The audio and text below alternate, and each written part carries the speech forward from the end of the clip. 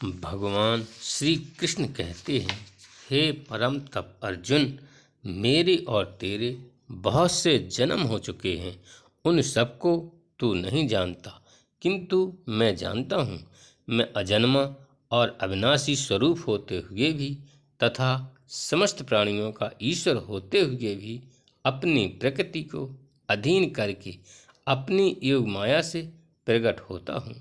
हे भारत, जब जब धर्म की हानि और अधर्म की वृद्धि होती है, तब तब मैं ही अपने रूप को रचता हूँ, अर्थात साकार रूप से लोगों के सम्मुख प्रकट होता हूँ। साधु पुरुषों का उद्धार करने के लिए, पाप कर्म करने वालों का विनाश करने के लिए और धर्म की अच्छी तरह से स्थापना करने के लिए मैं युग युग में प्रकट हुआ करता हूँ। हे अर्जुन, मेरे जन्म और कर्म दिव्य अर्थात निर्मल और अलौकिक है। इस प्रकार जो मनुष्य तत्व से जान लेता है, वह शरीर को त्याग कर फिर जन्म को प्राप्त नहीं होता, किंतु मुझे ही प्राप्त होता है।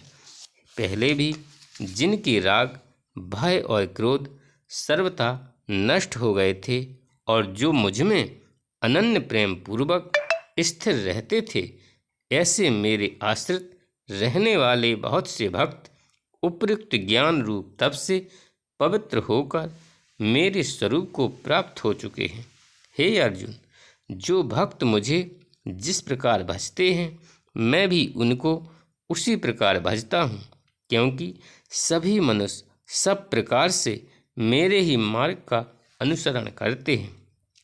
इस मनुष्य लोक में कर्मों के फल को चाहने वाले लोग देवताओं का पूजन किया करते हैं, क्योंकि उनको कर्मों से उत्पन्न होने वाली सिद्धि शीघ्र ही मिल जाती है। ब्राह्मण, क्षत्रिय, वैश्य और शूद्र, इन चार वर्णों का समूह गुण और कर्मों के विभाग पूर्वक मेरे द्वारा रचा गया है। इस प्रकार उस सृष्टि रचना आदि कर्म का कर्ता होने पर भी मुझे अविनाशी परमेश्वर को तू वास्तव में अकर्ता ही जान। कर्म के फल में मेरी स्पृहा नहीं है, इसलिए मुझे कर्म लिप्त नहीं करते। इस प्रकार जो मुझे तत्व से जान लेता है, वह भी कर्मों से नहीं बनता। पूर्व काल में मुमुक्षुओं ने भी इस प्रकार जानकर ही कर्म किए हैं, इसलिए तू भी पूर्वजों द्वारा सदा से किए जाने वाले कर्मों को ही कर। कर्म क्या है और अकर्म क्या है, इस प्रकार इसका निर्णय करने में बुद्धिमान पुरुष भी मोहित हो जाते हैं। इसलिए वह कर्म तत्व में मुझे भली भांति समझा कर कहूँगा, जिसे जानकर तू अशुभ से अर्थात कर्म बंधन से मुक्त हो जाएगा। कर्म का स्वरूप भी जानना चाहिए और अकर्म का स्वरूप भी जानना चाहिए तथा विकर्म का स्वरूप भी जानना चाहिए, क्योंकि कर्म की गति गहन है।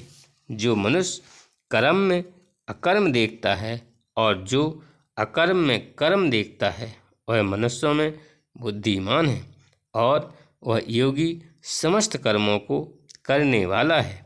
जिसके संपूर्ण शास्त्र सम्मत कर्म बिना कामना और संकल्प के होते हैं तथा जिसके समस्त कर्म ज्ञान रूप अग्नि के द्वारा भस्म हो गए हैं, उस महापुरुष को ज्ञानी जन भी पंडित कहते हैं। जो पुरुष समस्त कर्मों में और उनके फल में आसक्ति का सर्वथा त्याग करके संसार के आश्रय से रहित हो गया है और परमात्मा में नित्य तृप्त है, वह कर्मों में भली भांति बरतता हुआ वास्तव में कुछ भी नहीं करता।